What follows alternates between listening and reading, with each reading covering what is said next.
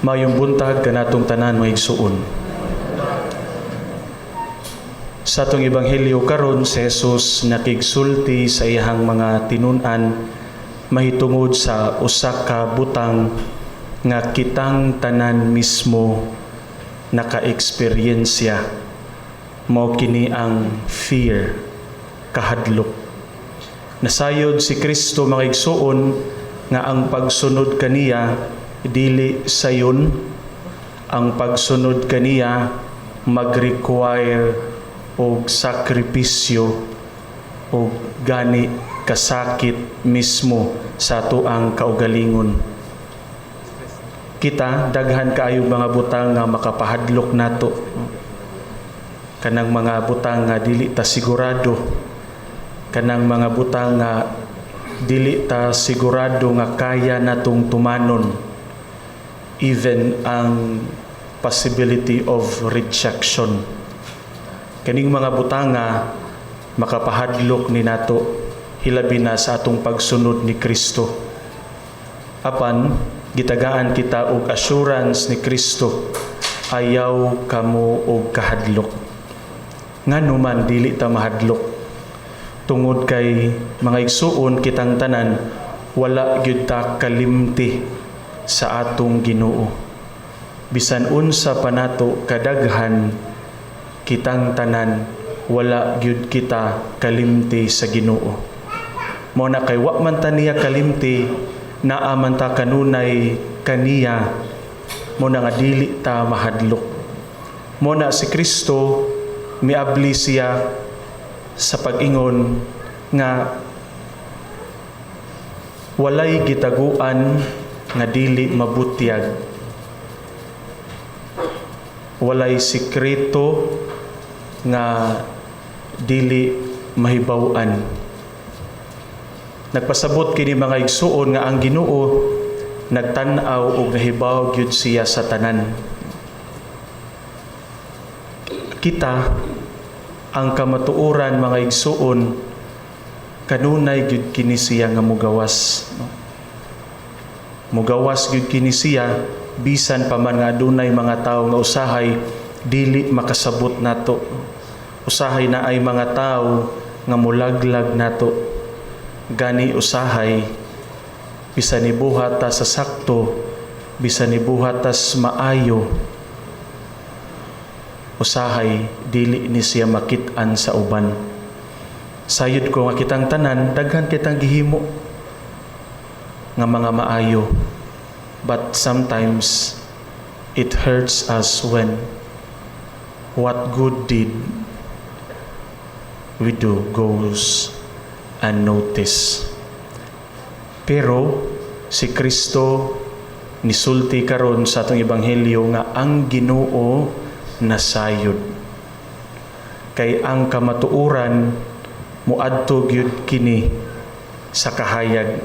Ang kamatuoran musangyaw isangyaw gyud kini, no?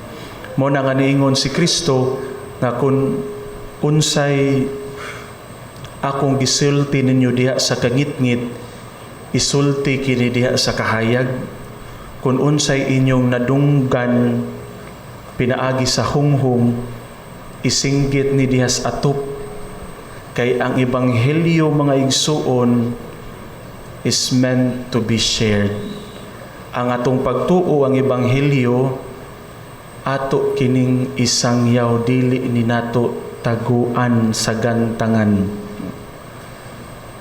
Mauna nga sa ato ang pagsibya niini, gitawag ta sa Ginoo nga dili lang ta magtutuo, kundi mga saksi usab, no, sa iyahang gugma.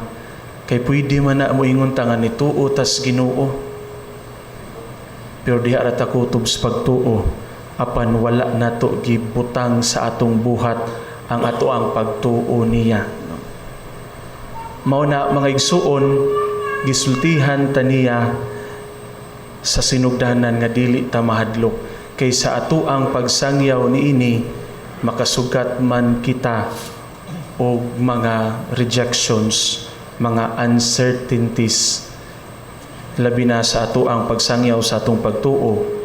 dili man sa ingon nga atong ipamugos ang ato ang pagtuo sa uban kay gitudluan man tag respeto, apan gitawag kita nga dili ni nato iluom ang ato ang pagtuo, dili ni provincial nga ana-ana lang, dili this is universal nga atong isangyaw. O gani si Jesus nagpatighog siya, naghisgot siya nato mahitungod ni ining kahadlok. Ang kahadlok nga gihisgutan dinhi ni Jesus dili kahadlok nga kanang nagkurug-kurug tas kahadlok, dili ni kahadlok nga in connection with being frightened, but kahadlok kini pasabot nga naatay balaan nga pagtahod sa Ginoo nga siya ra gyud ang maghatag nato sa tanan. Kiningon man ang ebanghelyo, ayaw kahadloki ang tawo nga makapatay sa imuhang lawas pero dili ang kalag. Ayaw ka kung usbon, ayaw kahadloki kadtong ang lawas ra nimoy mapatay ang imuhang kalag, dili. Ang kahadlukan kuno ang Ginoo nga maoy mulaglag nato lawas o kalag ngadto sa impyerno. Pero wa ta hadlukas Ginoo, wa ta niya gi-frame, no? Ang iyang gusto ra gyud ipasabot nga atong ilhon nga walay lain kundi si Kristo ra gyud ang Ginoo ra gyud makahatag nato sa tanan nga ato ang gikinahanglan. Mo na yung pasabot sa kahadlukan siya, no? Kahadlukan means holy respect. Kining kahadlok mga igsuon nindot kaayo pamalandungon nga niingon siya nga ang ato ang kahadlukan di ay dili kadtong makapatay sa atong kalag, katurang makapatay sa ato ang lawas, no? Matud pa sa kanta, what doesn't kill you makes you stronger, no? Kay sa ato ang pagpuyo sa kinabuhi mga igsuon, hilabi na sa ato ang pagsangyaw, labi na kita nga nag-serve sa simbahan, musuguta og sa di naamang gyud makapasakit nato. Kanang mo-serve ta pero ang ato ang kauban sa pagserbisyo sa simbahan mura gihapon nato ang gikaaway, no? Mo-serve ta apan libakon ta, apan sawayon ta, no? Daghang mga butang mga igsuon ang makapasakit nato, apan gipahinumduman ta sa Ginoo that even despite your body being crushed and destroyed, as long as your soul is intact and safe, you are good. Ang ato ang mga apostoles tanawa, silang tanan mga igsuon, mga martir niya ang tanan natong apostoles. Gipatay, gilansa nga gituwad, bisan ganing ang mga santos nato nga martir gikuhaan og kuko, napadihay gipanitan, kasakit ana. Pero bisan unsa pa ilang gibuhat sa ilang lawas, but because their souls are intact and safe, wala sila mapildi. Because the very important matter here is our soul, not our earthly bodies. Dinis kalibutan, you always take care of your body. Di ka ganahan og sakit, imong kanuhay naka-facial ka pirmi, nakapanghingog, nakapasalon ka pirmi, but your soul is cloudy. But your soul does not even recognize your neighbor as God. Unsa pamanta, unsa pamangka, unsa pamangko. Mga igsuon, I hope as we continue this Holy Mass, I hope we remember this. First, we should not be afraid. Second, we share the gospel.